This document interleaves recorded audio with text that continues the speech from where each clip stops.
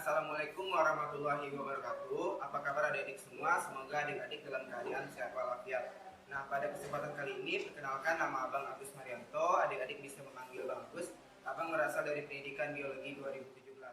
Nah, pada kegiatan kali ini kita akan melakukan praktikum yang berjudul transport zat intra dan ekstrasel. Sebelum kita melakukan kegiatan praktikum, alangkah baiknya kita mengetahui tujuan dari praktikum yang akan kita laksanakan. Tujuan dari praktikum kita ada 3, di mana yang pertama itu mahasiswa dapat mengamati proses difusi dan osmosis. Yang kedua, mahasiswa dapat menjelaskan proses difusi dan osmosis. Dan yang ketiga, mahasiswa dapat menjelaskan proses plasmolisis dan deplasmolisis.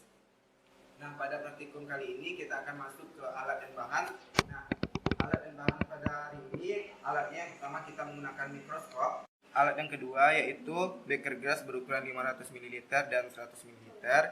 Selanjutnya batang pengadu, ada kaca penutup dan kaca objek. Selanjutnya ada silet, selanjutnya ada tisu. Nah, selanjutnya kita masuk ke bahan. Bahan kita yang pertama ada daun radiscolor, selanjutnya kentang yang sudah dibentuk seperti cangkir. Selanjutnya kita menggunakan larutan. Larutan yang pertama ada methylene blue, selanjutnya ada lugol dan NaCl 5%, NaCl 10% dan NaCl 15%.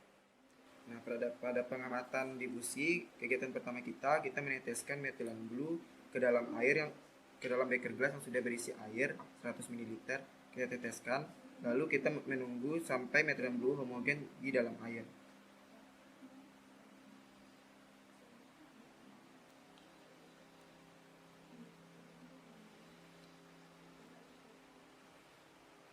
Hitunglah berapa waktu yang dibutuhkan methylene blue bisa homogen di dalam air.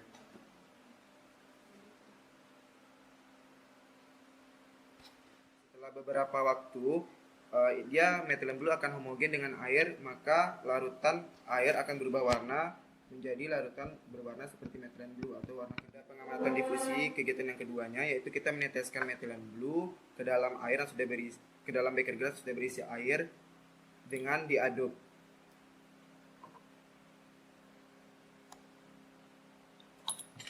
Segera aduk air hingga hitung waktu yang dicapai oleh methylene blue homogen dengan air.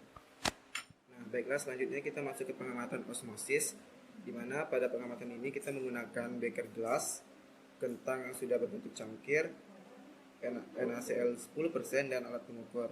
Nah, cara kerjanya, pertama kita memasukkan 10 tetes NaCl 10% ke dalam kentang.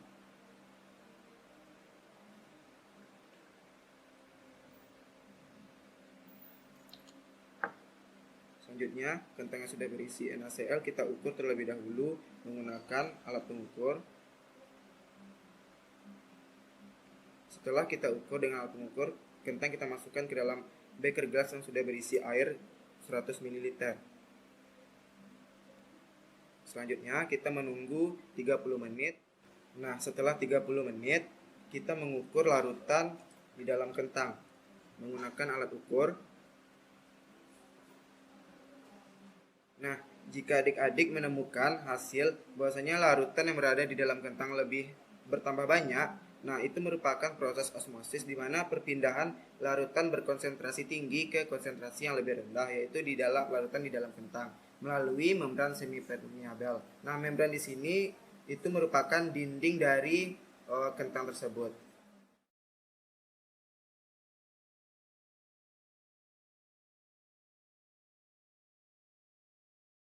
Selanjutnya, pengamatan selanjutnya yaitu kita masuk ke pengamatan plasmolisis dan deplasmolisis. Kita menggunakan alat silet, kaca objek dan kaca penutup serta bahannya yaitu daun dari radiscolor. Pertama, kita menyayat permukaan dari daun radiscolor yaitu secara sayatan membujur.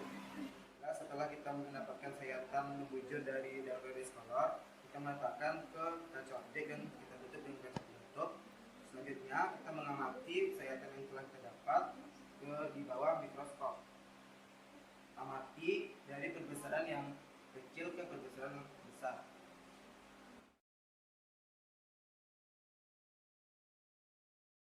Nah, setelah kita mengamati objek di bawah mikroskop dari sayatan radiscolor, selanjutnya kita meneteskan NaCl 5%, 10% dan 15%.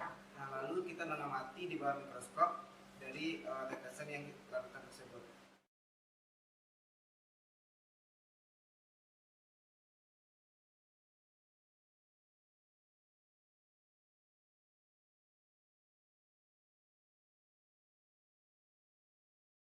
Nah, setelah kita mengamati tadi, selanjutnya kita meneteskan aqueous atau air ke dalam objek kita tadi.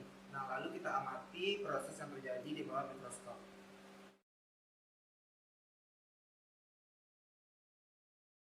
Nah, baik adik-adik, itu tadi kita merupakan partikel pada transport pasif. Nah, pada pengamatan kali ini kita ada 3, di mana pada pengamatan yang pertama itu kita melakukan pengamatan difusi.